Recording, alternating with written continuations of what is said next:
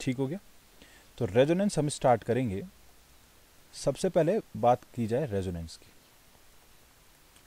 Resonance GOC general organic chemistry का part है और पूरी ऑर्गेनिक केमिस्ट्री में रेजोनेंस का यूज होता है। ठीक है, अब रेजोनेंस को हमको समझना है कि सबसे पहले प्रश्न उठता है कि इसको पढ़ा क्यों जाता है, व्हाई रीड रेजोनेंस। दूसरी बात है कि हाउ, और तीसरी बात है वेयर। ये तीनों चीज़ें हम लोगों को पढ़नी है, ये तीनों चीज़ें हम लोगों को पढ़नी है। अब देखिए, बात को समझने का प्रयास कीजिए। देखिए होगा क्या, अगर मैं सबसे पहले बात करूं कि व्हाई रीड रेजोनेंस, कि रेजोनेंस को पढ़ने की ज़रूरत पड़ी क्यों, ये पहला प्रश्न का मैं आपको आंसर देने जा रहा हूं। तो पहला प्रश्न क्या है कि अगर आप लोगों ने, मैं आपको एक रिएक्शन लिख के दिखा रहा हूं, ये एक रिएक्शन थी और यहाँ पे आपका आ जाएगा डबल बॉन्ड प्लस, अगर मैं यहाँ पे कोई न्यूक्लियोफाइल डालूं, न्यूक्लियोफाइल का मतलब ये होता है कि ऐसी स्पीसीज जिसके पास इलेक्ट्रॉन अधिक हो, जिसके पास ऑक्टेट से इलेक्ट्रॉन कम होते हैं वो तो होते हैं आपके इलेक्ट्रोफाइल, और न्यूक्लियोफाइल क्या होते हैं, जिनमें इलेक्ट्रॉन ज़्यादा होते हैं। तो बेटा न्यूक्लियोफाइल के साथ में अगर इनकी रिएक्शन कराई जाए तो यहाँ पे रिएक्शन हमको किस तरीके से देखने को मिलेगी। अगर मैं बात करूँ तो देखिए, आप जानते हैं, आप लोग यहाँ पे भली भांति परिचित हैं या अच्छे से बिल्कुल जानते हैं कि यहाँ पे जो ऑक्सीजन है, ऑक्सीजन मोर इलेक्ट्रोनेगेटिव है, और मोर इलेक्ट्रोनेगेटिव पे पार्शियली नेगेटिव चार्ज होता है और उसके सामने वाले पे पार्शियली पॉजिटिव चार्ज होता है। ये कहाँ से समझा हमने, ये हमको इंडक्टिव इफेक्ट से पता है, क्योंकि ऑक्सीजन क्या करेगा, इलेक्ट्रोनेगेटिव है तो इलेक्ट्रॉनों को खींचेगा, इसलिए इस पे इलेक्ट्रॉनों की इस मात्रा अधिक होगी। तो अधिक होगी तो यहाँ पे पार्शियली नेगेटिव आएगा और सामने वाले पे पॉजिटिव आएगा। ठीक है, तो यहाँ पे से पॉसिबल अगर प्रोडक्ट की मैं बात करूँ तो पॉसिबल प्रोडक्ट हमारी समझ में ये आ जाता है कि यहाँ पे क्या होगा, यहाँ पे एक तो आपका न्यूक्लियोफाइल यहाँ पे अटैक कर देगा और यहाँ पे आपका हो जाएगा OH।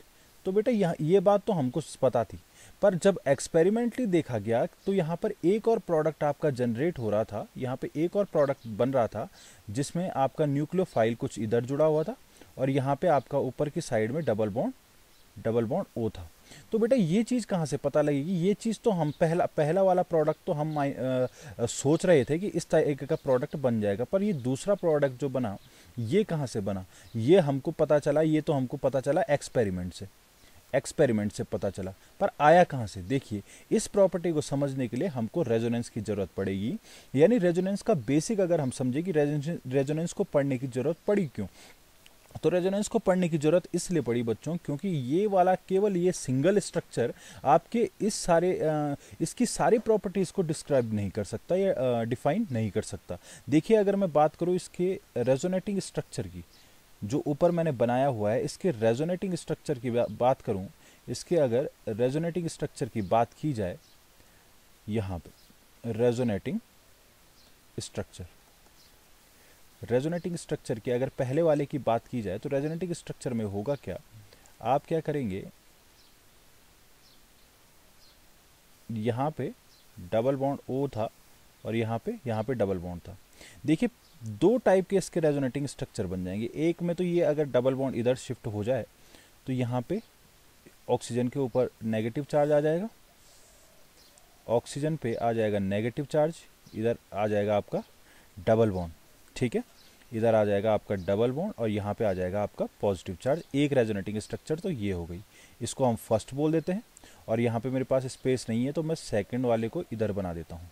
तो सेकंड वाले को क्या करेंगे हम लोग, सेकंड वाला कैसे बन जाएगा, सेकंड वाले को समझने के लिए आप समझिए कि यहाँ पे डबल बॉन्ड ऐसा ही रहेगा और ये कुछ इस तरीके का रेजोनेटिंग स्ट्रक्चर हो जाएगा कि ऑक्सीजन ने नेगेटिव चार्ज, ये डबल बॉन्ड अपने आप पे ही शिफ्ट कर दिया और यहाँ पर पॉजिटिव ले आया, तो यहाँ पर ये दूसरा स्ट्रक्चर, ये केमिकल, ये दोनों प्रॉपर्टीज़ हमको इन दो स्ट्रक्चरों से समझ में आ जाएगी, क्योंकि यहाँ पे इलेक्ट्रोफिलिक सेंटर एक तो आपका ये है और दूसरा इलेक्ट्रोफिलिक सेंटर आपका ये है। इन दोनों पोजीशनों पर ही अटैक करके ये दो प्रोडक्ट बने हुए हैं। तो यहाँ पे रेजोनेटिंग स्ट्रक्चर क्या समझ में आई, रेजोनेटिंग स्ट्रक्चर हमारे समझ में आई कि रेजोनेटिंग स्ट्रक्चर्स को पढ़ने की जरूरत इसलिए पड़ी क्योंकि कोई एक सिंगल स्ट्रक्चर से हम लोग सारी की सारी प्रॉपर्टी किसी पर्टिकुलर कंपाउंड की डिस्क्राइब या डिस्कस नहीं कर पा रहे थे, इसलिए हमको रेजोनेंस को समझने की आवश्यकता पड़ी।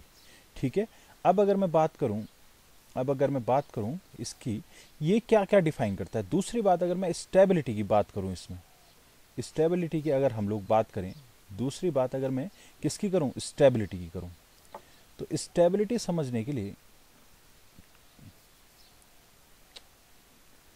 देखिए, ध्यान से देखना, ठीक है, कि स्टेबिलिटी समझने के लिए बात मैं अगर कोशिश करूं, तो स्टेबिलिटी आप लोगों को क्या समझ में आती है कि रेजोनेटिंग स्ट्रक्चर क्या होते हैं। रेजोनेंस से स्टेबिलिटी का डायरेक्ट क्या होता है, डायरेक्टली प्रोपोर्शनल होती है। मतलब हमेशा रेजोनेंस क्या करता है, स्टेबिलिटी को बढ़ाता ही है। रेजोनेंस कहीं पे प्रेजेंट होगा तो वहाँ पे स्टेबिलिटी किसी भी कंपाउंड की बढ़ जाएगी। जैसे अगर मैं एग्जांपल की बात करूँ कि आपके पास दो टाइप के कंपाउंड है। एक कंपाउंड तो आपके पास कौन सा है, एक कंपाउंड तो आपके पास ये है, और दूसरा कंपाउंड आपके पास कुछ इस तरीके का प्रेजेंट है। तो इन दोनों कंपाउंड्स में अगर मैं रेजोनेंस की बात करूं तो यहाँ पे देखिए डबल बॉन्ड है, फिर सिंगल है, फिर डबल है, और फिर सिंगल बॉन्ड है। तो यहाँ पे डबल और सिंगल का क्या है, अल्टरनेशन चल रहा है। और दूसरे वाले में क्या है, दूसरे वाले में आप अगर देखिएगा तो यहाँ पे डबल बॉन्ड, फिर सिंगल बॉन्ड, फिर सिंगल बॉन्ड, फिर डबल बॉन्ड आ चुका है। और यहाँ पे सिंगल के बाद अगर सिंगल आ जाए या डबल के बाद वापस डबल आ जाए, अल्टरनेशन होना चाहिए। जैसे पहले वाले में आपको दिख रहा होगा कि डबल आ रहा है, फिर सिंगल आ रहा है, फिर डबल आ रहा है, फिर सिंगल आ रहा है, अल्टरनेशन हो रहा है। मगर यहाँ पे क्या हो गया, रिपीट हो गया, डबल के बाद सिंगल आ गया। यहाँ पे डबल होता तो पक्का यहाँ पे रेजोनेंस होता, पर यहाँ पे सिंगल बॉन्ड आ चुका है, और सिंगल बॉन्ड आने से यहाँ पे ये रेजोनेंस, ये कंपाउंड रेजोनेंस शो नहीं करेगा। तो यहाँ पे रेजोनेंस नहीं होगा। पहले वाले में रेजोनेंस होगा तो पहला वाला मोर स्टेबल होगा, और पहले वाले की रेजोनेटिंग स्ट्रक्चर आप लोग जानते हैं किस किस तरीके से बन जाएगी। अगर दूसरा एग्जांपल मैं आप लोगों को दूं तो यहाँ पे एक कार्बोकेटाइन से समझ लेते हैं कि यहाँ पे पॉजिटिव चार्ज है, और दूसरा वाला है कि यहाँ पे पॉजिटिव चार्ज है। अब होगा क्या, यहाँ पे डबल बॉन्ड है। अब देखिए यहाँ पे मोर स्टेबल की बात की जाए तो दोनों में ही पॉजिटिव चार्ज है, पर मोर स्टेबल पहला वाला हो जाएगा। किस लिए हो जाएगा, क्योंकि यहाँ पे ये पॉजिटिव चार्ज किसी एक पर्टिकुलर एटम पे नहीं होगा, ये पर्टिकुलर एटम पे ना हो कि ये पॉजिटिव चार्ज शेयर हो जाएगा। क्योंकि ये डबल बॉन्ड अगर यहाँ पे आया तो यहाँ पे इसकी रेजोनेटिंग स्ट्रक्चर किस तरीके से हो जाएगी, यहाँ पे रेजोनेटिंग स्ट्रक्चर हो जाएगी, यहाँ पे डबल बॉन्ड आ जाएगा, और ये पॉजिटिव चार्ज कुछ इधर भी शिफ्ट हो जाएगा। तो यहाँ पे ये दूसरा स्ट्रक्चर इसका इस तरीके से बन जाएगा। यानी ये वाला पर्टिकुलर पॉजिटिव चार्ज पूरे पूरे कंपाउंड पे आ चुका है, जबकि ये पर्टिकुलर चार्ज यहाँ पे पर्टिकुलर इसी पे है। ये डबल बॉन्ड अगर आगे भी शिफ्ट करता है तो ये पॉजिटिव चार्ज कहीं नहीं खिसकेगा। यानी इस वाले कंपाउंड में ये फर्स्ट वाला ज़्यादा स्टेबल होगा सेकंड वाले से। अब बात करते हैं, अब आगे हम बढ़ते हैं थोड़ा सा, और अब बात करते हैं हम लोग किसकी, हाउ रेजोनेंस अकर, जो मैं कल डिस्कस कर रहा था। ठीक है, how resonance occur, how resonance occur. ठीक है, देख लेना भाई। देखिए रेजोनेंस कहाँ कहाँ पे होगा, रेजोनेंस शो करने के लिए प्रॉपर्टी क्या क्या चाहिए। तो पहली प्रॉपर्टी आप लोगों को पता होनी चाहिए, इसमें क्या होना चाहिए, मस्ट हैव पी ऑर्बिटल। किसी भी एक कंपाउंड के पास पर्टिकुलर पी ऑर्बिटल का होना जरूरी है। और दूसरी बात है आपके पास एडजेसेंट, एडजेसेंट पोजीशन पर भी, एडजेसेंट पोजीशन पे भी पी ऑर्बिटल का होना बहुत जरूरी हो जाता है। तभी जाके क्या होगा, तभी जाके रेजोनेंस होगा। और थर्ड चीज होती है प्लेनरिटी। अब हम इन चीज़ों को एक एक करके हम किसी कंपाउंड में, पर्टिकुलर कंपाउंड में एग्जाम्पल की मदद से समझेंगे कि ये चीज़ हमको बताना क्या चाह रहा है। देखिए अगर मैं आपको इस तरीके का एक कंपाउंड दूं और इस कंपाउंड का एक हाइब्रिड स्ट्रक्चर बनाऊं, इस कंपाउंड का एक मैं हाइब्रिड स्ट्रक्चर बनाऊं, तो हाइब्रिड स्ट्रक्चर कैसा होगा इसका, अगर मैं समझने का प्रयास करूं तो यहाँ पे देखो, सबसे पहले पाई बॉन्ड कौन बनाता है, पाई बॉन्ड बनाता है आपके पी ऑर्बिटल्स। मेरी आवाज़ क्लियर आ रही है, कहीं मैं अकेले अकेले तो नहीं बोल रहा हूँ, आप लोगों को दिख रहा है? ठीक है, देखिए बेटा होगा क्या, यहाँ पे भी पी ऑर्बिटल होगा, वेट, यहाँ पे भी आपका पी ऑर्बिटल होगा, यहाँ पे भी आपका पी ऑर्बिटल होगा, यहाँ पे भी पी ऑर्बिटल होगा, यहाँ पे भी पी ऑर्बिटल होगा। और यहाँ पे जब डबल बॉन्ड बना होगा तो इसका मतलब ये दोनों आपस में ओवरलैपिंग कर चुके होंगे और ये दोनों आपस में ओवरलैपिंग कर चुके होंगे। अब होगा क्या, अब होगा क्या, ध्यान से समझिएगा। यहाँ पे इसके पास पर्टिकुलर पहली कंडीशन की अगर मैं बात करूँ पी ऑर्बिटल की, पी ऑर्बिटल देखेंगे क्या इसमें पी ऑर्बिटल है, हाँ जी, इस सारे कार्बन के पास पी ऑर्बिटल प्रेजेंट है। अब इनके पास पी ऑर्बिटल अगर प्रेजेंट है तो अब हम सेकंड कंडीशन पे चलेंगे, क्या एडजेसेंट के ऊपर पी ऑर्बिटल है, हाँ जी। देखिए यहाँ पे 2 इलेक्ट्रॉन आपस में शेयर हो रहे हैं और 2 इलेक्ट्रॉन यहाँ पर भी आपस में शेयर हो रहे हैं। तो इस पी ऑर्बिटल के एडजेसेंट में, जैसे ये है एडजेसेंट, ये पोजीशन है एडजेसेंट, एडजेसेंट में भी पी ऑर्बिटल आ चुका है। तो ये क्या करेगा, ये अपने इलेक्ट्रॉनों को शिफ्ट करके बीचों बीच में रख देगा, और बीचों बीच में रखेगा तो यहाँ पे किस तरीके की हमको इमेज दिखाई देगी मैं आपको बताना चाहूँगा। वेट एक मिनट, एक सेकंड।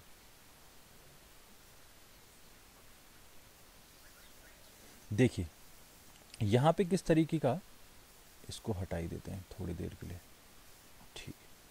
देखो यहाँ पे हमको किस तरीके की इमेज दिखाई देगी उसके बाद जब ये बन जाएगा। तो यहाँ पे हमको ये वाला पी ऑर्बिटल था, ये वाला पी ऑर्बिटल था, ये वाला पी ऑर्बिटल था और ये वाला पी ऑर्बिटल था। तो बेटा यहाँ पे क्या होगा, यहाँ पे एक कार्बोकटायन जनरेट हो जाएगा, ये दोनों आपस में ओवरलैपिंग कर चुके होंगे और यहाँ पे एक नेगेटिव चार्ज आ जाएगा। देखिए कैसे होगा, अगर मैं इसकी रेजोनेटिंग स्ट्रक्चर की बात करूँ तो ये बॉन्ड आगे शिफ्ट हो जाएगा और ये बॉन्ड ऊपर शिफ्ट हो जाएगा इसके। तो यहाँ पे इसका रेजोनेटिंग स्ट्रक्चर कुछ इस तरीके से बन जाएगा कि इस कार्बन के ऊपर तो आ जाएगा पॉजिटिव चार्ज, यहाँ पे आ जाएगा डबल बॉन्ड और यहाँ पे आ जाएगा नेगेटिव चार्ज। तो ये इसकी रेजोनेटिंग स्ट्रक्चर बन जाएगी जो आपकी तीनों कंडीशन फॉलो कर रहा है। अच्छा, मैंने तीसरी कंडीशन डिस्कस नहीं की। तीसरी कंडीशन है आपकी प्लेनरिटी। प्लेनरिटी का मतलब ये है कि पी ऑर्बिटल 3 टाइप के होते हैं बच्चों, एक होता है पी एक्स, पी वाई और पी जेड। मतलब ये है कि ये तीनों जो पी ऑर्बिटल्स होते हैं ये अपने आप में 90 डिग्री के एंगल बना के रहते हैं एक दूसरे से। अगर यहाँ पे मैं मानता हूँ, अगर ये वाला, ध्यान देना मैं आपको डिफाइन कर रहा हूँ, एक मिनट, कि ये वाला कौन सा, ये वाला, एक सेकेंड, इससे शायद आई थिंक,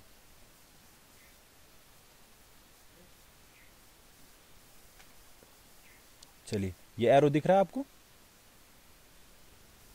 ये एरो दिख रहा है। मैं आपको ये बताने का कोशिश कर रहा हूँ कि अगर मेरे पास लास्ट वाली कंडीशन को मैं डिस्कस कर रहा हूँ, किसको, प्लेनरिटी को। प्लेनरिटी में ये वाला जो ऑर्बिटल है, ये वाला और ये सामने वाला, इसके ये दोनों सेम प्लेन में होने चाहिए। देखो इन दोनों में भी बॉन्ड तब बना होगा, अबे ये खिसक क्यों गया, ये इन दोनों में भी बॉन्ड तब बना होगा, इन दोनों पी ऑर्बिटल में, जब ये एक सेम प्लेन में रहे होंगे। यानी ये वाला पी ऑर्बिटल पी एक्स में होगा तो ये भी पी एक्स में होना चाहिए, ये भी पी एक्स में और ये भी पी एक्स में।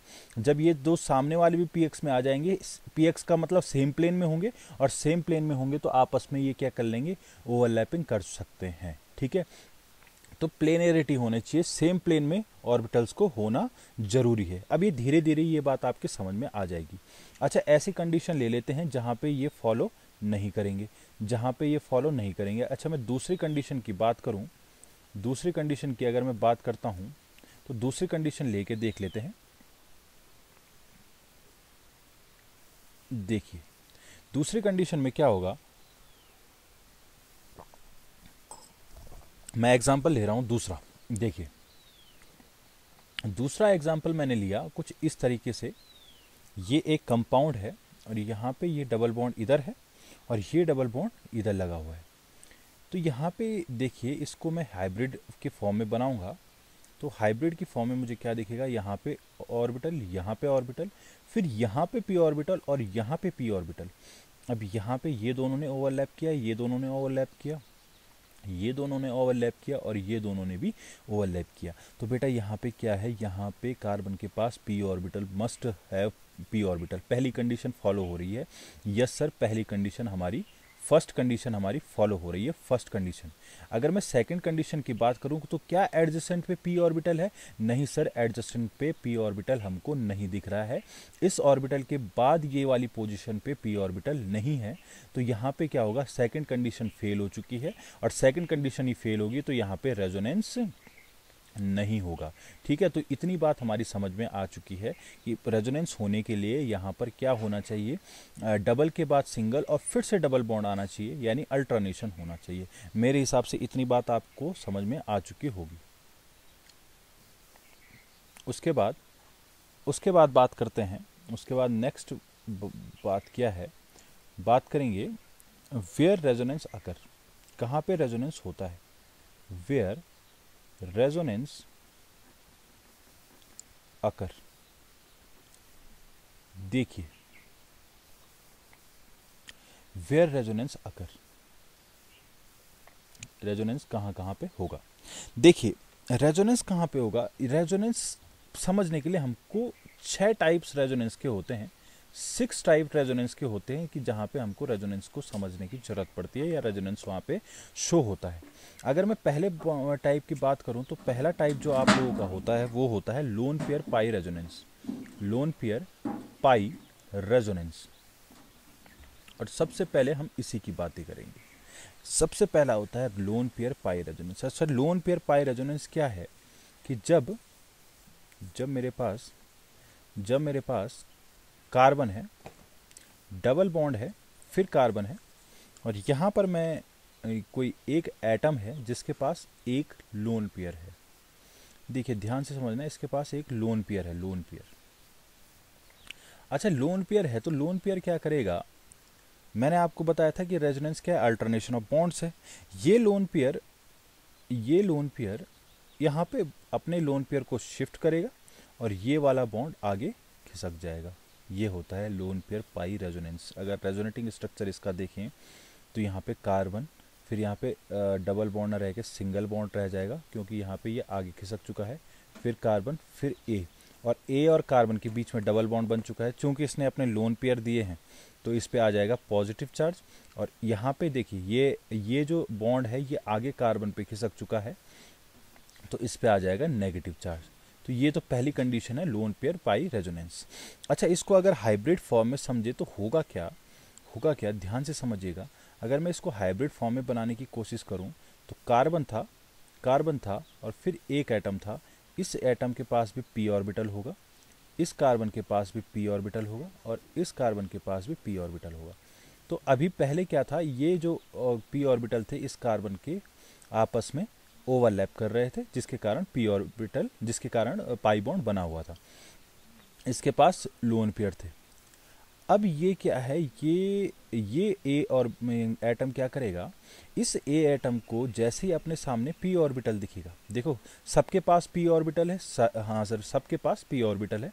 दूसरी कंडीशन क्या थी, एडजेसेंट में पी ऑर्बिटल होना चाहिए, हमें यहाँ पे दिख रहा है कि कार्बन के पास एडजेसेंट में पी ऑर्बिटल है, तो यहाँ पे एडजेसेंट में भी पी ऑर्बिटल है। और प्लेनरिटी ऐसे में दिखाई नहीं देती, मगर हम लोग अगर यहाँ पे समझेंगे कि क्या क्या कंडीशनें होती हैं, जब लोन पेयर के सामने जब डबल बॉन्ड आ जाता है तो इसका मतलब ये पीएक्स अगर होगा तो ये भी पक्का पीएक्स ही होगा, तभी जाके इसमें बॉन्ड का फॉर्मेशन होगा।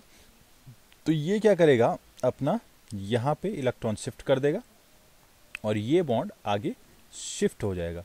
तो यहाँ पे कुछ इस तरीके का बन जाएगा, यहाँ पे कार्बन, यहाँ पे ऑर्बिटल कार्बन का, फिर यहाँ पे कार्बन का ऑर्बिटल होगा और यहाँ पे ए का ऑर्बिटल होगा। ए और कार्बन के बीच में बॉन्ड बन चुका होगा, यहाँ पे ओवरलैपिंग हो चुकी होगी। चूंकि ए ने अपने इलेक्ट्रॉन दिए हैं, जो भी इलेक्ट्रॉन देता है वो धनी होता है, मतलब ज़्यादा उसके पास इलेक्ट्रॉन होंगे तभी उसने दिया होगा, तो उसके पास पॉजिटिव चार्ज आ जाता है और बाकी वाले के पास नेगेटिव चार्ज आ जाता है। तो ये इसकी हाइब्रिड फॉर्म हो जाएगी, ठीक है। अब इस बात को समझने का प्रयास कीजिए। देखिए, अगर मैं इसका पर्टिकुलर एग्जाम्पल लूँ तो आप लोग कहेंगे कि सर आपने सब कुछ बता दिया पर एग्जाम्पल नहीं बताया, तो हम लोग एग्जाम्पल को डिस्कस कर रहे हैं। अगर मैं पहले एग्जाम्पल की बात करूं, एक मिनट, पहली बात की बात करूं तो कार्बन डबल बॉन्ड कार्बन, यहाँ पे लोन पेयर है और लोन पेयर क्या करेगा, लोन पेयर यहाँ पे शिफ्ट हो जाएगा आगे, और ये यहाँ पे आगे शिफ्ट हो जाएगा। ये पहली कंडीशन थी लोन पेयर पाई रेजोनेंस की। अब देखिए होगा क्या, यहाँ पे आपको देखने को मिलेगा कि यहाँ पे आगे ये इसका resonating structure double headed arrow से हम इसको दिखाते हैं। यहाँ पे थोड़ा बहुत पता नहीं चल पा रहा है, तो इसलिए यहाँ पे देखिए ये डबल बॉन्ड, ये इस तरीके से ये रेजोनेटिंग एरो है, इसको रेजोनेंस एरो भी बोलते हैं। यहाँ पे क्या होता है, यहाँ पे ये डबल हेडेड एरो इसलिए लगते हैं क्योंकि रेजोनेंस क्या होती है, ऐसी प्रॉपर्टी होती है जो चेंज हो रही होती है, मतलब दोनों कंपाउंड अदला बदली कर रहे होंगे बार बार, ठीक है। ये कंपाउंड आगे भी जा सकता है, पीछे भी आ सकता है। तो यहाँ पे दूसरा कंपाउंड कैसे बन जाएगा, कार्बन है, फिर यहाँ पे सिंगल बॉन्ड कार्बन आ जाएगा, डबल बॉन्ड नाइट्रोजन के साथ NH2 के साथ बन जाएगा। NH2 ने अपने लोन पेयर डोनेट किया है, तो यहाँ पे NH2 पे पॉजिटिव चार्ज और कार्बन पे आ जाएगा नेगेटिव चार्ज। तो ये इसका रेजोनेटिंग स्ट्रक्चर बन चुका है। अगर मैं आपको क्वेश्चन दूँ, यहाँ पे आपको अगर क्वेश्चन दूँ, तो ये क्वेश्चन आप लोग समझिए, आप लोग खुद भी करने का प्रयास कर सकते हैं। देखिए क्वेश्चन, चलिए आपको मैं ही समझाता हूँ। देखिए अगर मैंने आपके पास एक कंपाउंड ये लिया है जिसमें नाइट्रोजन है, और इसके पास यहाँ पे ये हाइड्रोजन लगा हुआ है, और इसके पास लोन पेयर है, और यहाँ पे डबल बॉन्ड है, तो बेटा आप लोगों को ये समझना, ज़रूर समझना चाहिए, क्योंकि ये जो लोन पेयर है, देखो यहाँ पे दो टर्म आते हैं, एक होता है लोकलाइज्ड और एक होता है डिलोकलाइज्ड। लोकलाइज्ड का मतलब होता है फिक्स, जो अपनी पोजीशन को नहीं बदलेंगे, ठीक है, जो अपनी पोजीशनों को नहीं बदलेंगे। लोन पे इसका मतलब क्या होता है, जो अपनी पोजीशनों को नहीं बदलेंगे। लोन पेयर मैंने क्या कहा आपको, दो चीज़ें होती है, लोकलाइज्ड और दूसरा होता है डिलोकलाइज्ड। डिलोकलाइज्ड का मतलब ये होता है कि जो चेंज होते रहते हैं, और लोकलाइज्ड का मतलब ये होता है फिक्स जो होते हैं। फिक्स जो होते हैं उसको बोलते हैं लोकलाइज्ड, और जो फिक्स नहीं होते हैं, इनको बोलते हैं हम लोग डिलोकलाइज्ड, ठीक है। तो जो फिक्स होते हैं वो होते हैं लोकलाइज्ड। तो यहाँ पे देखिए, यहाँ पे क्या है, लोन पेयर के सामने जैसे ही इसको अपना सामने ये पाई बॉन्ड दिखेगा, तो ये क्या करेगा, ये शिफ्ट होगा बेटा, ये शिफ्ट होगा। और ये शिफ्ट कैसे होगा, तो ये इसको हम बोलते हैं डिलोकलाइज्ड लोन पेयर। अभी मैं आपको ये भी समझाऊंगा हाइब्रिडाइजेशन की सहायता से कि ये लोन पेयर कहाँ पे कब प्रेजेंट होंगे। कभी आपको हाइब्रिडाइजेशन निकालने के लिए बोला जाए, नाइट्रोजन कभी sp3 भी दिखाएगा, कभी sp2 भी दिखाएगा, तो कैसे कैसे हाइब्रिडाइजेशन दिखाएगा ये भी समझेंगे। पर इससे पहले हम लोग बात कर लेते हैं लोकलाइज्ड और डिलोकलाइज्ड की, ठीक है, लोकलाइज्ड और डिलोकलाइज्ड की। तो देखिए ये डिलोकलाइज्ड लोन पेयर है, तो डिलोकलाइज्ड का मतलब ये है कि ये शिफ्ट होगा। अगर मैं इसी का दूसरा स्ट्रक्चर बनाने की कोशिश करूं, तो ये आगे जाकर क्या करेगा, यहाँ पे नाइट्रोजन होगा, और नाइट्रोजन यहाँ पे कुछ इस तरीके से, यहाँ पे ये अपना डबल बॉन्ड शिफ्ट करेगा, यहाँ पे आ जाएगा नेगेटिव चार्ज और यहाँ पे आ जाएगा पॉजिटिव चार्ज। ये डबल बॉन्ड शिफ्ट किस तरीके से हुआ है, शायद आपको पता होगा। ये डबल बॉन्ड आगे पोजीशन पे आ जाएगा, और ये डबल बॉन्ड आगे नेगेटिव की फॉर्म में शिफ्ट हो जाएगा, क्योंकि नाइट्रोजन ने अपने लोन पेयर दिए हैं, तो नाइट्रोजन पे पॉजिटिव चार्ज आ जाएगा। कोई भी एटम अपने इलेक्ट्रॉन जब देता है तो उस पर आता है पॉजिटिव चार्ज, और कोई भी एटम अगर इलेक्ट्रॉन को लेता है तो उस पर आता है नेगेटिव चार्ज। तो देखिए नाइट्रोजन ने इलेक्ट्रॉन दिए थे, और दिए कहाँ पे हैं, यहाँ पे डबल बॉन्ड, यहाँ पे डबल बॉन्ड का फॉर्मेशन हो जाएगा। अपने लोन पेयर को अपने जस्ट एडजस्टेंट वाली पोजीशन पे वो क्या करेगा, शिफ्ट कर देगा। अब उसने दे चुका है, तो नाइट्रोजन पे आ गया पॉजिटिव चार्ज। अब यहाँ पे क्या होगा, ये वाला जो डबल बॉन्ड ऑलरेडी प्रेजेंट था, तो डबल बॉन्ड के आने से ये वाला जो डबल बॉन्ड है, ये वाला ध्यान से देखिए, ये वाला डबल बॉन्ड जो है, मैं आपको दिखाना प्रयास करता हूँ एक बार, शायद आप लोगों को समझ में आ जाए। तो देखिए ये वाला, ये देखिए यहाँ पे एरो दिख रहा है, तो यहाँ पे ये वाला जो डबल बॉन्ड है, ये वाला आगे शिफ्ट हो जाएगा यहाँ पे। ये लोन पेयर अपना एडजस्टेंट वाली पोजीशन पे आगे शिफ्ट होगा, और ये वाला डबल बॉन्ड आगे उससे और आगे शिफ्ट हो जाएगा। लोन पेयर जब भी डोनेट होते तो अपनी एडजस्टेंट पोजीशन पर ही डोनेट होते हैं, और लोन पेयर, नाइट्रोजन ने अपना लोन पेयर डोनेट किया, तो नाइट्रोजन पे पॉजिटिव चार्ज आ चुका है, और जो आगे वाला डबल बॉन्ड था वो आगे शिफ्ट हुआ, और उस पर नेगेटिव चार्ज आ चुका है, ठीक है। ये बात शायद समझ में आपके आ चुकी होगी। तो मैं आपसे एक प्रश्न, अब मेरा एक प्रश्न पूछना तो लाजमी है, एक क्वेश्चन पूछना आप सबसे लाजमी है, आप लोग बताने का प्रयास करेंगे। आप लोग इसको बताने का प्रयास करेंगे। चलिए नेक्स्ट पेज पे चलते हैं और फिर मैं आपसे क्वेश्चन पूछता हूँ। देखिए, अगर मैं बात करूँ किसकी, अगर मैं दूसरा क्वेश्चन आपको दूँ कुछ इस तरीके से कि यहाँ पे आपके पास ये कंपाउंड है, यहाँ पे नाइट्रोजन में लिखूँ, यहाँ पे कुछ इस तरीके से, यहाँ पे इसके पास लोन पेयर है और यहाँ पे डबल बॉन्ड प्रेजेंट है। तो आप मुझे बताइए, क्या ये रेजोनेंस करेगा? क्या इसके लोन पेयर लोकलाइज्ड होंगे या डीलोकलाइज्ड होंगे? और क्या इसकी कंडीशन होगी? क्या ये एक रेजोनेटिंग स्ट्रक्चर होगा या नहीं होगा? बताइए, कोई भी बताइए, जल्दी बताइए। नीतीश भट्ट बता सकता है, साक्षी बता सकती है कि क्या इसके लोन पेयर लोकलाइज्ड होंगे या डीलोकलाइज्ड होंगे, और क्या ये रेजोनेटिंग स्ट्रक्चर शो करेगा? देखिए, शायद का कोई बात ही नहीं है, कंफर्म है कि ये जो लोन पेयर है, इसके आगे आपको डबल बॉन्ड या पाई बॉन्ड कहीं पे अगले पोजीशन पे दिख नहीं रहा है, तो ये ना तो ये आपका रेजोनेंस शो करेगा और ना ही ये क्या करेगा, ये लोन पेयर कौन से होंगे? ये लोन पेयर होंगे आपके लोकलाइज्ड लोन पेयर। तो डिलोकलाइज्ड कब होते हैं? जब उसके सामने पी ऑर्बिटल प्रेजेंट होता है, यानी पाई बॉन्ड प्रेजेंट हो, तभी लोन पेयर जो होते हैं वो डिलोकलाइज्ड होते हैं। अगर मैं यहाँ पे जैसे हकल्स रूल में हम समझते थे, मैं पाई इलेक्ट्रॉन की बात करूँ तो यहाँ पर पाई इलेक्ट्रॉन केवल कितने होंगे? 2 पाई इलेक्ट्रॉन यहाँ पे प्रेजेंट होंगे। अच्छा, मैं पिछले वाले कंपाउंड की बात करूँ, पिछले वाली स्लाइड में अगर हम लोग चलें, पिछले वाली स्लाइड ये थी, आई थिंक, कौन सी ये वाली थी?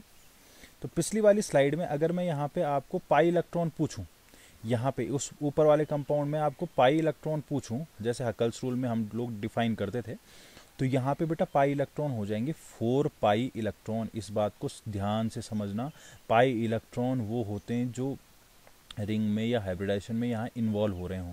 देखिए यहाँ पे पाई इलेक्ट्रॉन कितने हो जाएंगे? एक तो ये पाई इलेक्ट्रॉन है, और दूसरी बात ये है कि यहाँ पे जो लोन पेयर है, लोन पेयर इन्वॉल्व हो रहे हैं, तो रिंग में ये दोनों इलेक्ट्रॉन्स, दोनों पाई बॉन्ड समझ सकते हो, दोनों लोन पेयर भी तो बाद में पाई बॉन्ड की फॉर्म में आ रहा है, तो यहाँ पे दोनों इन्वॉल्व हो रहे हैं, इसलिए यहाँ पे पाई इलेक्ट्रॉन कितने हैं? यहाँ पे 4 पाई इलेक्ट्रॉन है, यहाँ पे 4 पाई इलेक्ट्रॉन है। अब चूंकि यहाँ पे नहीं था, नेक्स्ट पेज में चलें, नेक्स्ट पेज में देखिए तो यहाँ पे नहीं था, इसलिए यहाँ पे 2 ही इलेक्ट्रॉन आए हैं, यहाँ पे केवल 2 ही इलेक्ट्रॉन आपको नजर आए हैं। अगर मैं अगले क्वेश्चन की बात करूँ, नेक्स्ट क्वेश्चन पे चलता हूँ, पर नेक्स्ट क्वेश्चन से पहले देखिए, नेक्स्ट क्वेश्चन की अगर हम बात करें, एक क्वेश्चन मैं आपसे और पूछ लेता हूँ और साथ में इसको समझाते हुए आगे बढ़ते हैं। देखिए, ये अगर मैं एक बेंजीन रिंग लूँ और बेंजीन रिंग पे यहाँ पे डबल बॉन्ड और डबल बॉन्ड, आप जानते हैं कुछ इस तरीके से, ठीक है। देखिए यहाँ पे डबल बॉन्ड आएगा और आपका यहाँ पे डबल बॉन्ड आ जाएगा। अब होगा क्या, यहाँ पे अगर आपका जुड़ा हुआ है, किसको जोड़ सकते हैं हम? NH2 को जोड़ सकते हैं, किसी को भी जोड़ सकते हो, आपकी इच्छा है। यहाँ पे मैंने NH2 को जोड़ दिया। NH2 के पास लोन पेयर होते हैं बेटा 2। अब क्या होगा, आप मुझे ये बताइए, क्या इसके लोन पेयर डीलोकलाइज्ड होंगे या लोकलाइज्ड होंगे? क्योंकि देखिए, ये जो लोन पेयर हैं, ध्यान से समझना, ये जो लोन पेयर हैं, ये वाले, अरे यार, ये वाले लोन पेयर, इस लोन पेयर के सामने सिंगल बॉन्ड है, उसके जस्ट सामने क्या है? डबल बॉन्ड है, ये वाला डबल बॉन्ड है। तो ये क्या करेगा, ये अपना लोन पेयर को आगे शिफ्ट कर सकता है, और ये डबल बॉन्ड आगे आपके इधर की तरफ कहीं पर शिफ्ट हो सकता है। अब क्या होगा, यहाँ पे पक्का देखिए, डबल बॉन्ड के आगे सिंगल बॉन्ड है, जस्ट नेक्स्ट वाला डबल बॉन्ड है, तो इसका मतलब यहाँ पे जो ये लोन पेयर हैं, ये लोन पेयर आपके क्या हैं? ये लोन पेयर आपके डीलोकलाइज्ड हैं, डीलोकलाइज्ड लोन पेयर है, ठीक है। ये लोकलाइज नहीं है, फिक्स नहीं है। अगर मैं यहाँ पे पाई इलेक्ट्रॉन की बात करूँ तो पाई इलेक्ट्रॉन आपको पता होना चाहिए। देखिए अब कितने आ जाएंगे यहाँ पे, 1 2 3, और लोन पेयर भी इन्वॉल्व हो रहा है, तो यहाँ पे आपके 8 पाई इलेक्ट्रॉन आ रहे हैं, यहाँ पे आपके 8 पाई इलेक्ट्रॉन आ रहे हैं, ठीक है। अगर इसके बाद में दूसरे वाले कंपाउंड की बात करूँ तो यहाँ पे अगर मैंने सेम एज इट इज़ मैंने एक रिंग ले ली और रिंग में मैंने यहाँ पे लगा दिया डबल बॉन्ड और यहाँ पे लगा दिया NH2 और NH2 के ऊपर सिर पे लगा दिया लोन पेयर। अब देखिए इसके आगे लोन पेयर के आगे सिंगल बॉन्ड है, next one is single bond and next one is also single bond. तो होगा क्या, यहाँ पे कोई भी रेजोनेंस तरीके से हमको नहीं दिखाई दे रहा है, तो यहाँ पे ये रेजोनेटिंग स्ट्रक्चर शो नहीं करेगा। और यहाँ पे क्या होगा, ये जो लोन पेयर होंगे लोकलाइज्ड लोन पेयर, ठीक है। और पाई इलेक्ट्रॉन की अगर बात की जाए तो पाई इलेक्ट्रॉन कितने हो जाएंगे, यहाँ पे 2 पाई इलेक्ट्रॉन केवल यहाँ पे होंगे। कौन से, जो इन्वॉल्व हो रहे हैं, जो ये वाले इन्वॉल्व हो रहे हैं, ये वाले, क्योंकि लोन पेयर यहाँ पे इन्वॉल्व नहीं हो रहा है तो लोन पेयर हाइब्रिडाइजेशन का पार्ट नहीं होगा और ना ही वो पाई इलेक्ट्रॉन में गिना जाएगा। ठीक है, ठीक है बच्चों। अच्छा, तो आते हैं नेक्स्ट बातों पे।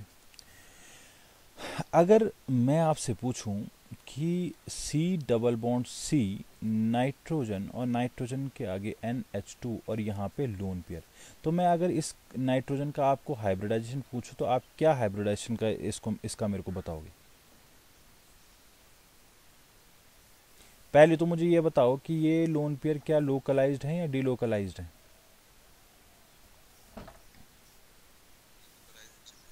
ये डिलोकलाइज्ड है, बिल्कुल सही बात है, ये लोन पेयर डिलोकलाइज्ड है। अरे डिलोकलाइज्ड हैं तो आपको बेटा इतनी बात क्लियर होनी चाहिए कि डिलोकलाइज्ड होंगे तो ये इसके सर पे तो होंगे नहीं। ये लोन पेयर कहाँ होंगे, ये लोन पेयर होंगे बेटा carbon single bond carbon, nitrogen NH2 यहाँ पे होगा, यहाँ पे डबल बॉन्ड होगा और यहाँ पे आपका आ जाएगा, सॉरी यहाँ पे आ जाएगा नेगेटिव चार्ज, यहाँ पे आ जाएगा नेगेटिव चार्ज आपका, ठीक है। यहाँ पे इस कार्बन के ऊपर आ जाएगा नेगेटिव चार्ज और नाइट्रोजन ने लोन पेयर दिए हैं तो ये आ जाएगा पॉजिटिव चार्ज। अगर मैं आपसे आप इसका हाइब्रिडाइजेशन पूछूं, इस नाइट्रोजन का इस पर्टिकुलर NH2 का मैं हाइब्रिडाइजेशन आपसे पूछूं तो ये NH2 क्या होगा, देखिए स्टेरिक नंबर वाला, देखो हाइब्रिडाइजेशन निकालने के 3 तरीके मैंने आप लोगों को शायद कुछ बच्चों को समझाए थे। स्टेरिक नंबर मेथड होता है, स्टेरिक नंबर होता है lone pairs plus sigma bond को बोलते हैं स्टेरिक नंबर मेथड। अब लोन पेयर कितना है, एक लोन पेयर आपको पता है यहाँ पे है, और सिग्मा बॉन्ड कितने हैं, देखिए आपको सिग्मा बॉन्ड यहाँ पे 3 नहीं गिनने क्योंकि ये लोन पेयर किस में, हाइब्रिडाइजेशन में इन्वॉल्व होगा। आपको जैसे ही इसके आगे डबल बॉन्ड ये इस तरीके का नजर आ जाएगा तो आपको यहाँ पे ये जान लेना है कि ये लोन पेयर सॉरी, देखिए लोन पेयर 1 नहीं आएगा, ध्यान से देखना, ध्यान से समझना मेरी बात को, लोन पेयर 1 नहीं आएगा। यहाँ पे जैसे ही NH2 के ऊपर सर पे लोन पेयर है और उसके next one is double bond है तो यहाँ पे होगा क्या, ये लोन पेयर तो आपको पक्का समझ में आ गया कि डीलोकलाइज्ड होंगे। अरे डीलोकलाइज्ड, एक तरफ आपने डीलोकलाइज्ड बोल दिया, डीलोकलाइज्ड बोलने का मतलब ये है कि ये जो लोन पेयर है वो नाइट्रोजन के सर पे नहीं होंगे, अब वो आगे बढ़ चुके होंगे और आगे बढ़ के वो रेजोनेटिंग स्ट्रक्चर कौन सी बना देंगे, ये जो मैंने नीचे बनाई हुई है। अब क्या होगा, अगर आपसे इस NH2 का कोई हाइब्रिडाइजेशन पूछ ले कि इस NH2 का हाइब्रिडाइजेशन क्या होगा, तो आपको बेटा इतनी बात समझ लेनी है कि ये जो लोन पेयर है, ये लोन पेयर नाइट्रोजन के सर पे ना होके अब आगे बढ़ चुका है, और आगे बढ़ चुका है तो लोन पेयर कितने हो जाएंगे, लोन पेयर हो जाएंगे आपके पास 0। वेट कट से कर्सर कहाँ गया यार, लोन पेयर हो जाएंगे, ये आ गया, ये हो जाएंगे लोन पेयर 0 और सिग्मा बॉन्ड हो जाएगा कितना, सिग्मा बॉन्ड देखिए 2 तो हाइड्रोजन है और ये जो डबल बॉन्ड है, डबल बॉन्ड में 1 पाई 1 सिग्मा होता है, इसका मतलब ओवरऑल कितने सिग्मा है, 3 सिग्मा है, और 3 स्टेरिक नंबर आपका आ चुका है 3, और स्टेरिक नंबर 3 का मतलब यहाँ पे है इस नाइट्रो NH2 का हाइब्रिडाइजेशन क्या हो जाएगा, sp2 हाइब्रिडाइजेशन यहाँ पे इसका हो जाएगा। ये हाइब्रिडाइजेशन वाला कंसेप्ट अलग से स्टार्ट हो चुका है। किसी को कोई 3 सिग्मा बॉन्ड ऐसे है कि 2 तो हाइड्रोजन वाले हो गए और एक ये वाला, देखिए यहाँ पे डबल बॉन्ड है तो डबल बॉन्ड में 1 सिग्मा 1 पाई होता है, तो नाइट्रोजन ने 2 हाइड्रोजन के साथ में बनाए हुए हैं और डबल बॉन्ड में 1 सिग्मा है 1 पाई है, तो ओवरऑल 3 सिग्मा हो जाएंगे। ठीक है, ये बात समझ में आ गई। तो यहाँ पे स्टेरिक नंबर 3 हो जाएगा, और स्टेरिक नंबर 3 का मतलब sp2 हाइब्रिडाइजेशन आपके पास आ चुका है। ठीक है, sp2 हाइब्रिडाइजेशन आपके पास आ चुका है, ये हाइब्रिडाइजेशन वाला कंसेप्ट आ चुका है अब। ठीक है, अब दूसरी बात क्या है, अगली बात अगर मैं बात करूं, देखो हाइब्रिडाइजेशन का कंसेप्ट घुसा है क्योंकि वो सारा किससे, लोन पेयर पाई रेजोनेंस से आ रहा है, हाँ लिंक हो रहा है वो, तो मैंने इसलिए यहाँ पे इन्वॉल्व किया है इसको।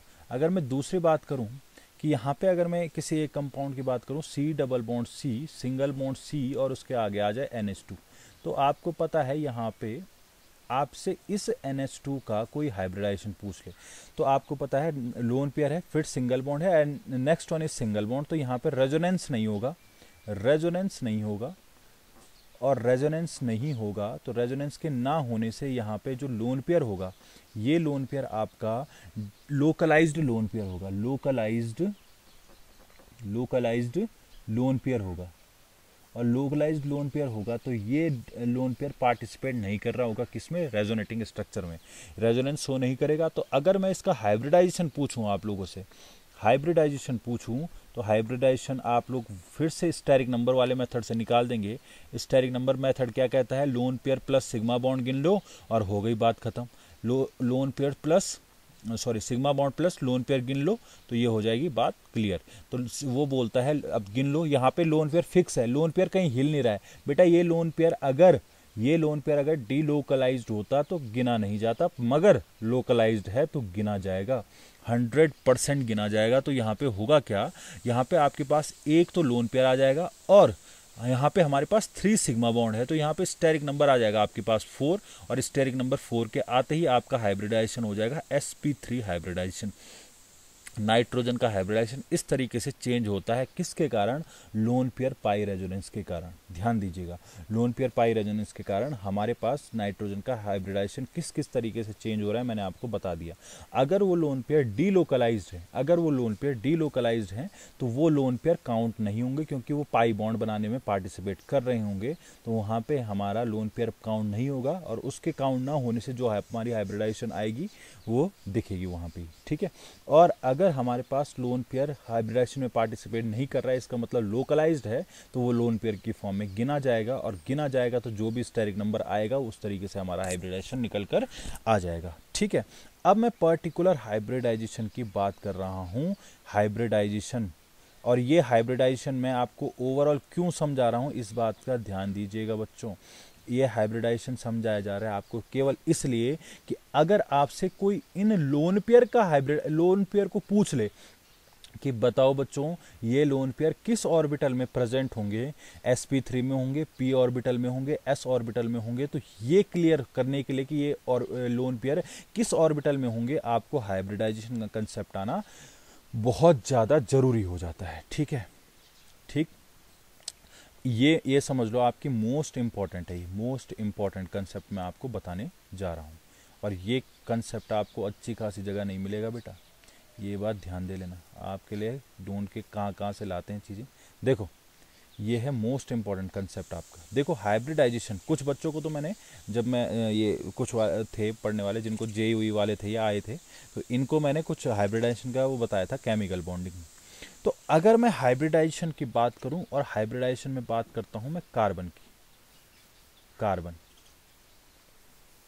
की, तो कार्बन का एटॉमिक नंबर होता है 6, आप जानते हैं, 1s2, 2s2 और 2p2, इसको हम लिखते हैं।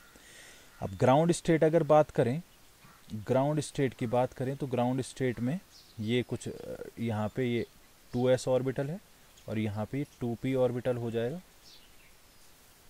और यहाँ पे 2s में 2 इलेक्ट्रॉन, 2p में 2 इलेक्ट्रॉन। फिर आती है इसकी एक्साइटेड स्टेट, और एक्साइटेड स्टेट में ये एक s का एक इलेक्ट्रॉन उछल के किस में चला जाता है, p में चला जाता है, p में चला जाता है। अगर मैं CH4 की बात करूं, CH4 की बात करूं तो किस तरीके से मिक्सिंग हुई होगी और हाइब्रिडाइजेशन का कंसेप्ट आया कहाँ से, ये मैं समझाने जा रहा हूँ, ध्यान से समझिएगा। कार्बन का मैंने आप लोगों को बता दिया, कार्बन का जो ग्राउंड स्टेट, एक्साइटेड स्टेट मैंने समझा दिया है, तो ये क्या है ये मैंने आपको बता दिया है। अब मैं आपको इसकी मेन बातें बताने जा रहा हूँ कि हाइब्रिडाइजेशन का कंसेप्ट हम लाए क्यों, और कहाँ से हाइब्रिडाइजेशन का कंसेप्ट आया। ध्यान से समझिएगा, हाँ ध्यान से समझना। देखो मैं अगर इसको, वेट, इसमें कॉपी करने का भी है,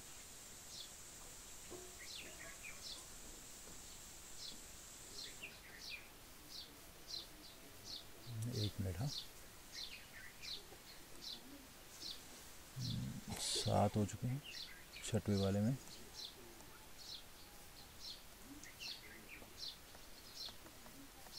ये छठवां है और ये 7वां है। ये कॉपी हुआ है क्या? नहीं, ये कॉपी नहीं हुआ है। तो इसको, हाँ इसको मैंने कॉपी कर लिया है। ठीक है, ये कॉपी हो चुका है अब, है ना? ये अब कॉपी हो चुका है। ठीक है, अब देखो बेटा, मैं आप लोगों को समझा रहा था। एक सेकेंड।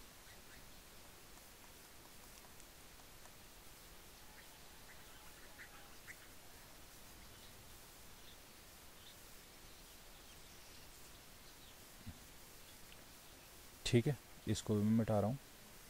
कार्बन की एक्साइटेड स्टेट लिखी हुई है ये।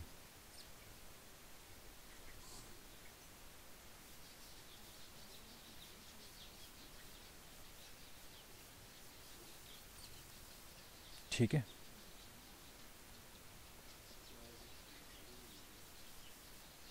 आपको आवाज़ आ रही है? दिख रहा है नहीं? देखो, अब हाइब्रिडाइजेशन का कंसेप्ट आया कहाँ से बच्चों, ध्यान से समझना। कार्बन CH4 की मैं बात कर रहा हूँ, यहाँ से लिख रहा हूँ CH4 की मैं बात कर रहा हूँ। तो कार्बन के पास कुछ इस तरीके का आपका हाइब्रिडाइजेशन था और इस तरीके का कुछ हाइब्रिडाइजेशन यहाँ पे इसको नज़र आ रहा था। अब CH4 यानी कार्बन और हाइड्रोजन ने कोवलेंट बॉन्डिंग की होगी। कोवलेंट बॉन्डिंग मतलब शेयरिंग। शेयरिंग का मतलब ये है कि यहाँ पे हाइड्रोजन आएगा, ये हाइड्रोजन आया और इस हाइड्रोजन के पास दो पॉसिबिलिटी है, ध्यान रखना। इस हाइड्रोजन के पास कार्बन से जुड़ने की दो पॉसिबिलिटी हैं। एक तो पॉसिबिलिटी ये है कि s ऑर्बिटल से जाके चिपक ले और दूसरी पॉसिबिलिटी ये है कि p ऑर्बिटल से जाके चिपक ले। तो यहाँ पे इसके चिपकने के लिए बात आती है कहाँ पे, बात कहाँ पे आके रुकती है? ऑर्बिटल सिलेक्शन प्रिंसिपल पर। ऑर्बिटल सिलेक्शन प्रिंसिपल पर आके बात रुकती है बेटा, प्रिंसिपल पर आके बात रुकती है। अच्छा, क्या है ये ऑर्बिटल सिलेक्शन प्रिंसिपल? देखिए, हमारे पास दो चॉइस हैं कि ये हाइड्रोजन आकर S पे जुड़े या P पर जुड़े। इसके पास दो चॉइसेस हैं। अब ये दो चॉइसेस क्या हैं, ध्यान से समझिएगा। देखो बच्चों, अब चॉइस क्या है, जुड़ेगा किससे, ध्यान से देखना। अब जो ये S ऑर्बिटल है, ये S ऑर्बिटल की एक क्वालिटी है, गुड थिंग। जी से बोल रहा हूँ मैं, एक गुड, अच्छी बात क्या है? गुड थिंग ये है कि ये इसकी एनर्जी लेस होती है। एनर्जी लेस का मतलब क्या है? एनर्जी लेस होने का मतलब ये है कि ये न्यूक्लियस के सबसे करीब होता है। आपको पता है कि न्यूक्लियस, अगर मैं यहाँ पे न्यूक्लियस को बनाऊं तो सबसे पहले आता है फिर S, फिर आता है आपका P, फिर आता है आपका D। तो न्यूक्लियस के सबसे करीब कौन है? ये है S।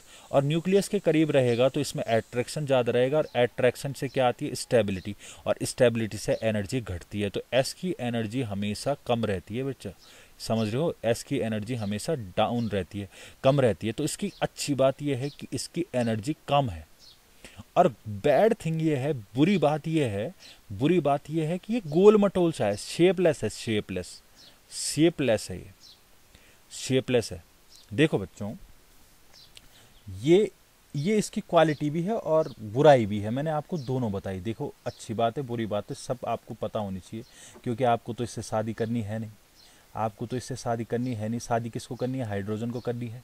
तो हाइड्रोजन को हमने उसकी अच्छी बातें और बुरी बातें दोनों बता दी।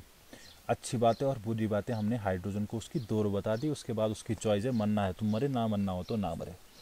शेपलेस का होने का क्या मतलब है? शेपलेस होने का मतलब यह है कि आपने देखा होगा S ऑर्बिटल कुछ आपको इस तरीके का नजर आता है, गोल मटोल सा, गोल मटोल सा, गोल मटोल सा। देखो, गोल मटोल होने का मतलब शेपलेस है, शेपलेस है। इसका कोई शेप नहीं है, गोल मटोल कोई चीज़ नहीं होती। अबे आप कोई गोल मटोल सा मिल जाए तो भैया आप बोलोगे क्या शेपलेस मिल गया यार। ये आपको भी तो चाहिए कि इंसान स्मार्ट दिखे, फिट दिखे। अब हम जैसा गोल मटोल कोई इस किसी को मिल गया तो फिर वो तो भैया माथा ही फोड़ेगा। शेपलेस होने का मतलब यही है, मतलब बुरी बात है ये इसकी कि ये शेपलेस है।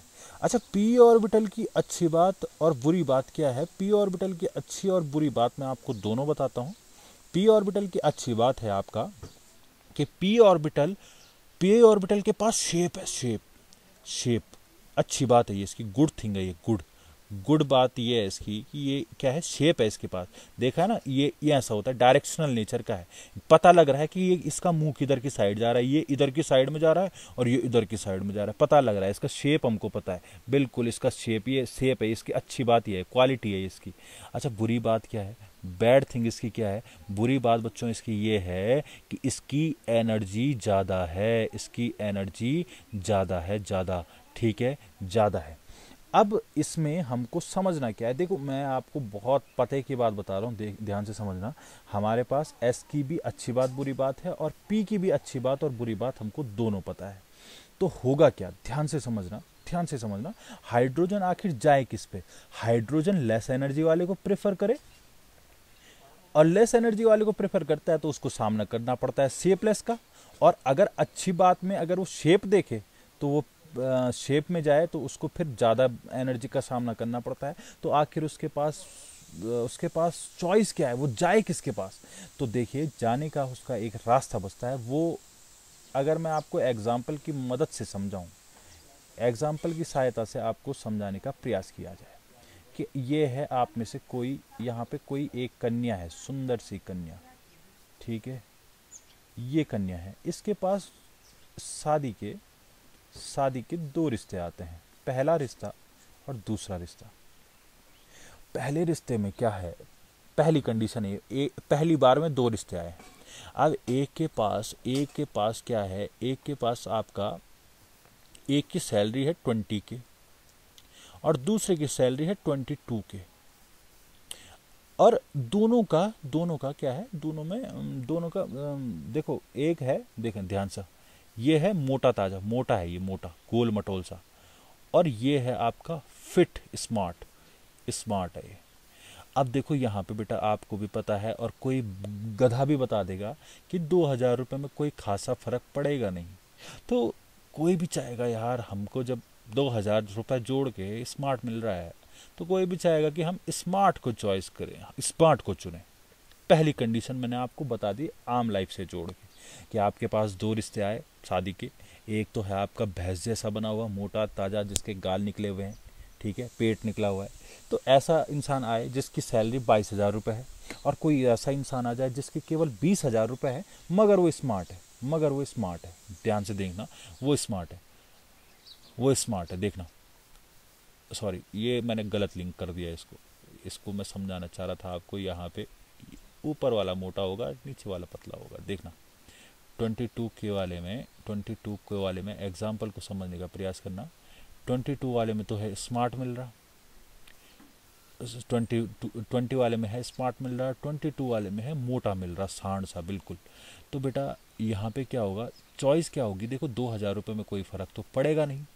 अब 2000 रुपये में एक में हो रहा है, एक की सैलरी है 20,000 मगर वो स्मार्ट दिखने में, और एक की सैलरी है 22,000 और वो मोटा सा दिखने में, गंदा सा बिल्कुल।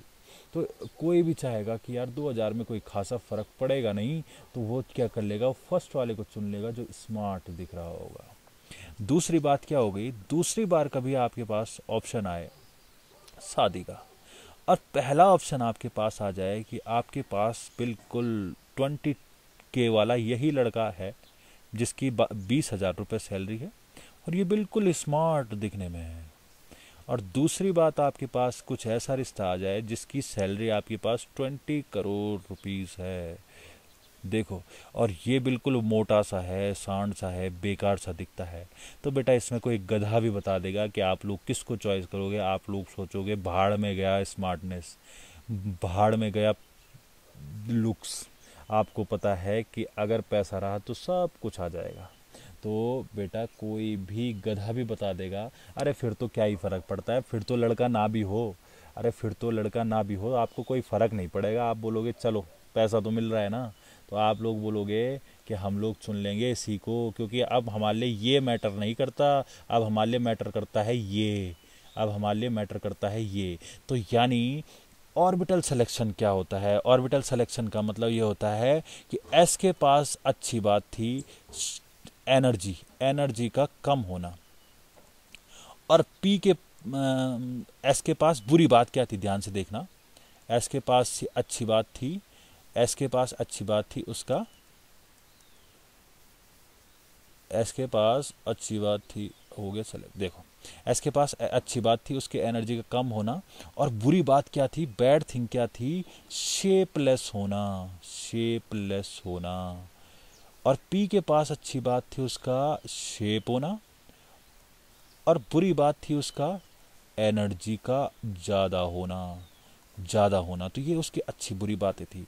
अब ध्यान से देखना, अगर हम विद इन अ सेल की बात करें, within a cell, within a cell यानी अगर मैं बात करूं 2s और 2p की, तो ध्यान रखना विद इन अ सेल का मतलब है एक ही सेल में अगर 2s और 2p की बात करी जाए, 3s 3p 3d की बात की जाए, तो यहाँ पर क्या होता है बच्चों, यहाँ पर ध्यान देना, यहाँ पे एनर्जी का डिफरेंस, एनर्जी क्या है, ये 2000 रुपये, यहाँ पे एनर्जी का डिफरेंस इतना ज़्यादा नहीं आएगा। यहाँ पे एनर्जी 2s और 2p में, एक ही सेल की बात कर रहा हूँ हाँ मैं, वन में तो केवल 1s होता है, फिर 2s 2p साथ में होते हैं, फिर 3s 3p 3d आता है, फिर 4s 4p 4d 4d 4f आता है। तो यहाँ पे किसी को भी ले लेने का, ये इतने सारे दे दिए मैंने आपको, ठीक है। यहाँ पे विद इन अ सेल, एक सेल की बात की जाए तो 2s और 2p में एनर्जी का इतना ज़्यादा डिफरेंस नहीं आएगा। तो एनर्जी का इतना ज़्यादा डिफरेंस नहीं आएगा, तो ये किसको चुनेगा, ये चुनेगा, कोई भी चुनेगा शेप को जो स्मार्ट दिख रहा था। तो यहाँ पे क्या हो जाएगा, यहाँ पे विद इन अ सेल की बात की जाए कभी भी, तो 2p की ओवरलैपिंग या 2p की बॉन्डिंग बहुत अच्छी होती है, बहुत ज़्यादा अच्छी होती है, शेप को चुनेगा कोई भी। मगर मगर विद इन अ सेल की बात ना करें और डिफरेंट सेल आ जाएं, डिफरेंट सेल्स की बात अगर कहीं पे होने लग जाए, तो डिफरेंट सेल्स में बात की जाए, तो अगर मैंने 2s ले लिया और 3p ले लिया, अब ध्यान से देखना, यहाँ पे 2s है और 3p है।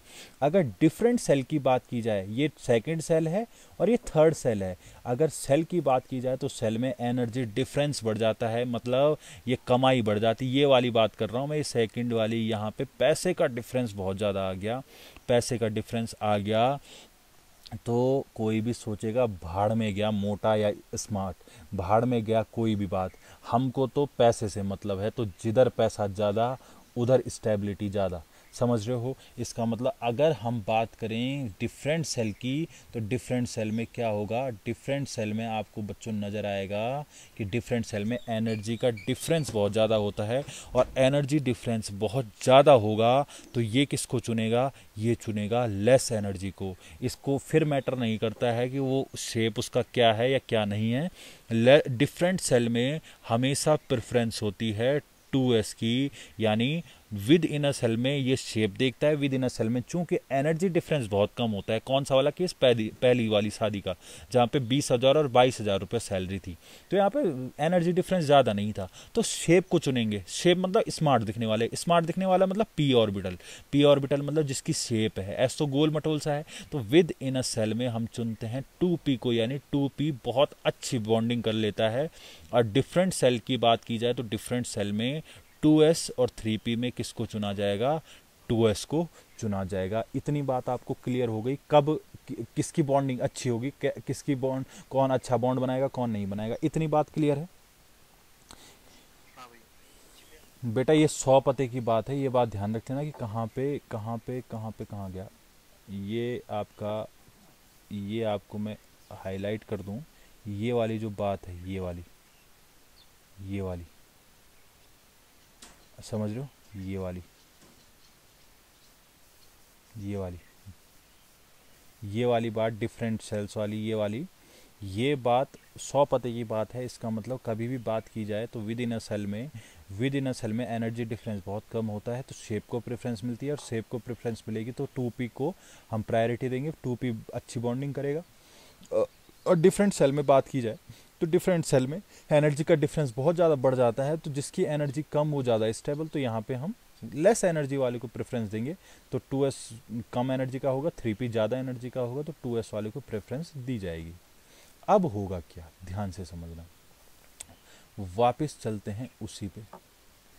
अब हमने कॉपी का भी ऑप्शन किया हुआ था, अब हम कॉपी करते हैं। देखिए कहाँ गया जहाँ पे कार्बन था, ये था क्या, वेट,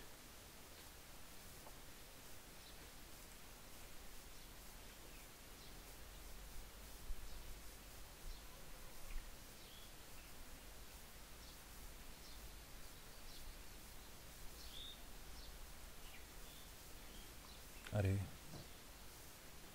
ये क्या हो गया, अंडों से होगा ये।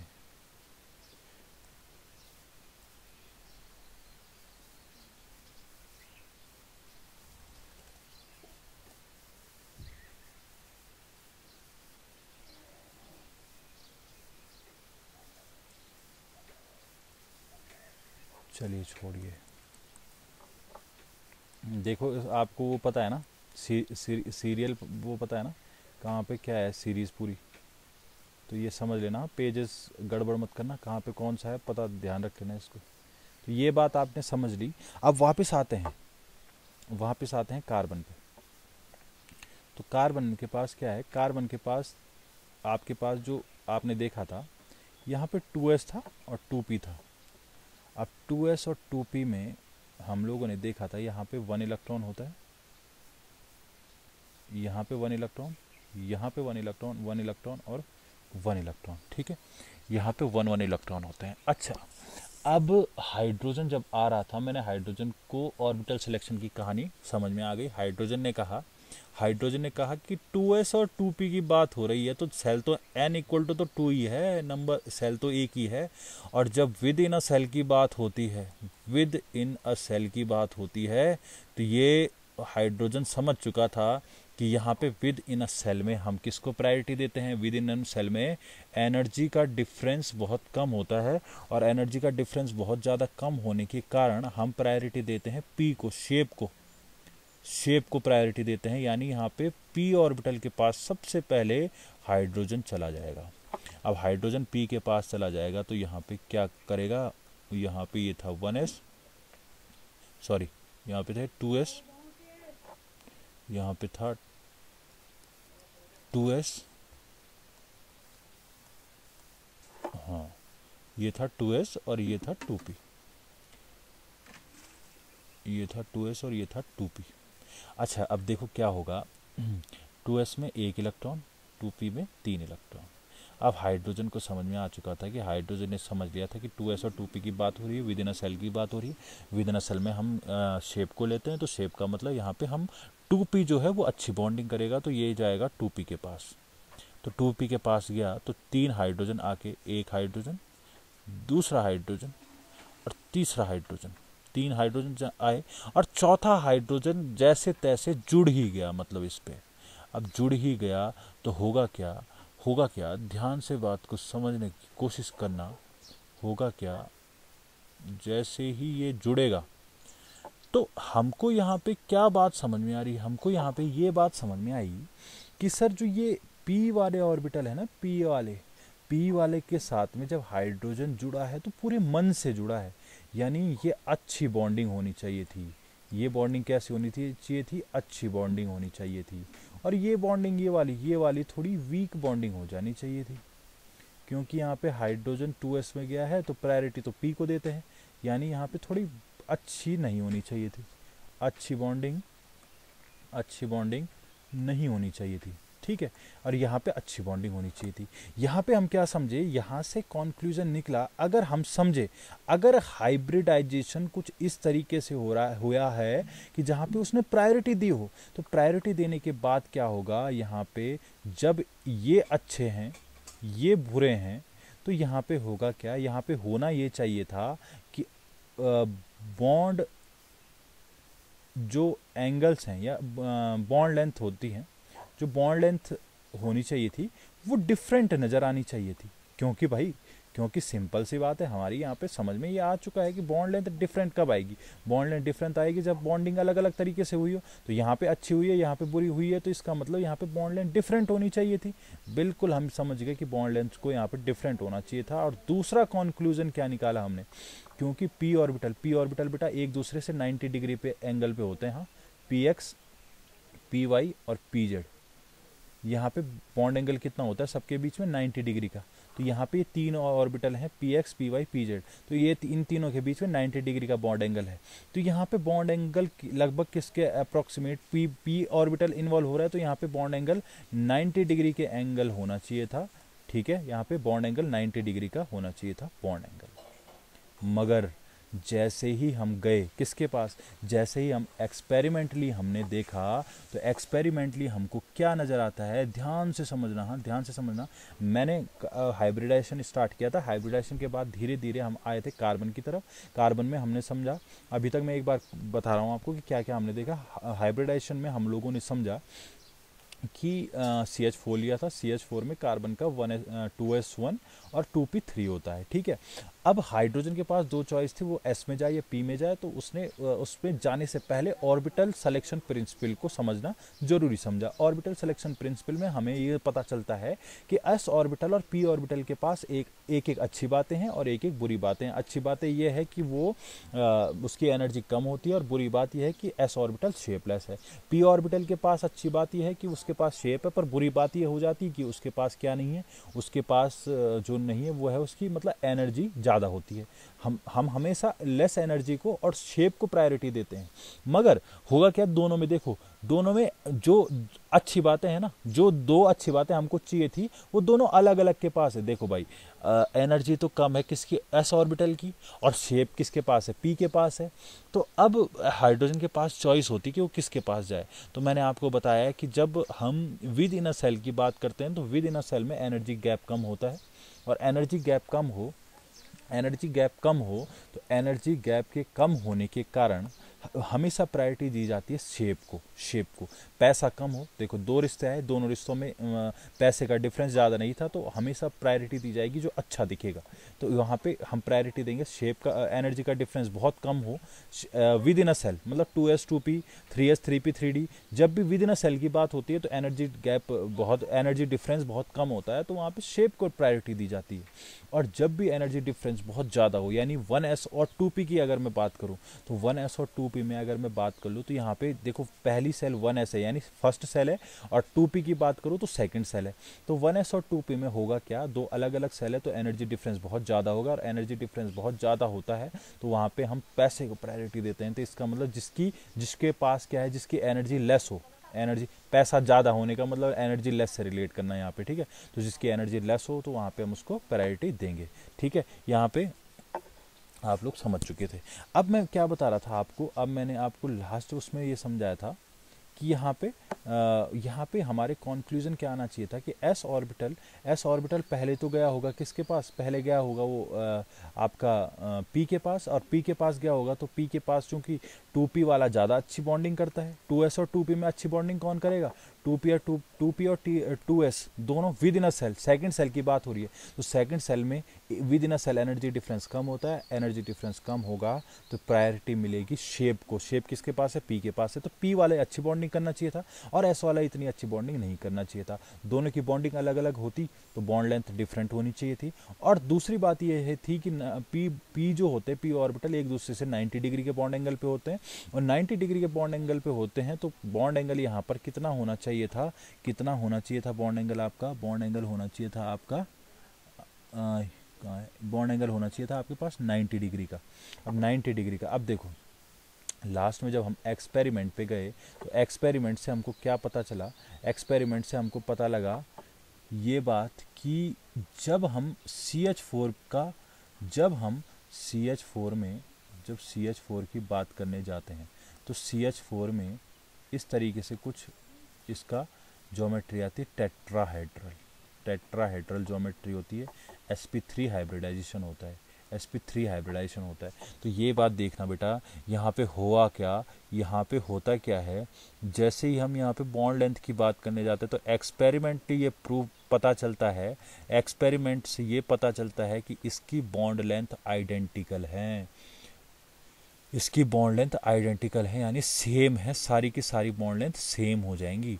और दूसरी बात जो हमने सोचा था कि बॉन्ड एंगल, तो बॉन्ड एंगल आप भी जानते हो कि यहाँ पे 109 डिग्री 28 मिनट का होता है। तो यहाँ पे ये दोनों बातें हमारी सोच से अलग आ रही थी। इसका मतलब क्या हुआ इसका मतलब साइंटिस्ट लोगों ने कॉन्क्लूज़न निकाला कि जिस तरीके से हम सोच रहे थे कि मिक्सिंग ऑफ ऑर्बिटल हुआ होगा, जिस तरीके से मिक्सिंग ऑफ ऑर्बिटल हम लोग समझ रहे थे, इस तरीके से मिक्सिंग ऑफ ऑर्बिटल नहीं हुआ। और यहीं से उनकी नज़र गई हाइब्रिडाइजेशन के कंसेप्ट के ऊपर। हाइब्रिडाइजेशन कंसेप्ट उनको यहीं से इजाद हुआ, यहीं से हाइब्रिडाइजेशन के कंसेप्ट ने जन्म लिया। क्या इतनी बात सबको समझ में आ गई? क्या रिवीजन कराऊं एक बार, शुरू से एक लास्ट तक की स्लाइड का एक बार रिवीजन कराऊं? इतना बहुत है आज के लिए। हाँ भैया ठीक है। देखिए, सभी लोग हैं कि नहीं है?